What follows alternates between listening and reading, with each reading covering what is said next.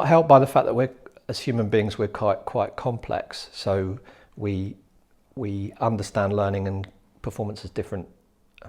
We confuse learning and performance, and what we think about performance is often we think of as learning. So in a one-day course, if people get lots of reps of simple things broken down and can do it at the end, we presume that they've learned it.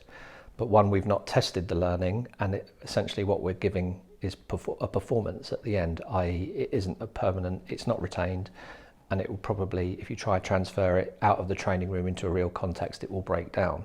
And we then say this person hasn't learned this. It's like, well, they've performed it, but they actually haven't learned it in the first place. That's an important difference.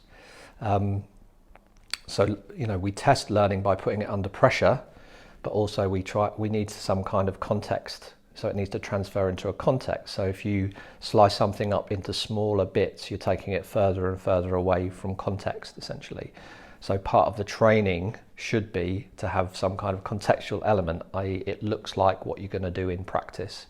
And so therefore you can get repetitions that mimic what you need to do, but you can also test it learning versus performance, i.e. can this person reproduce this in a context rather than an isolated skill or drill, essentially.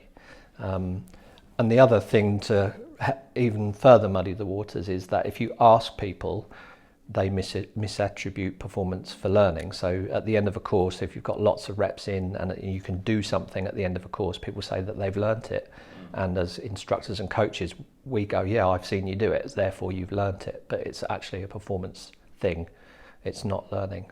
And, just because you can perform it on day one doesn't mean it's going to be reproduced in 6 weeks' time or when it's put under pressure. And that's a problem for us.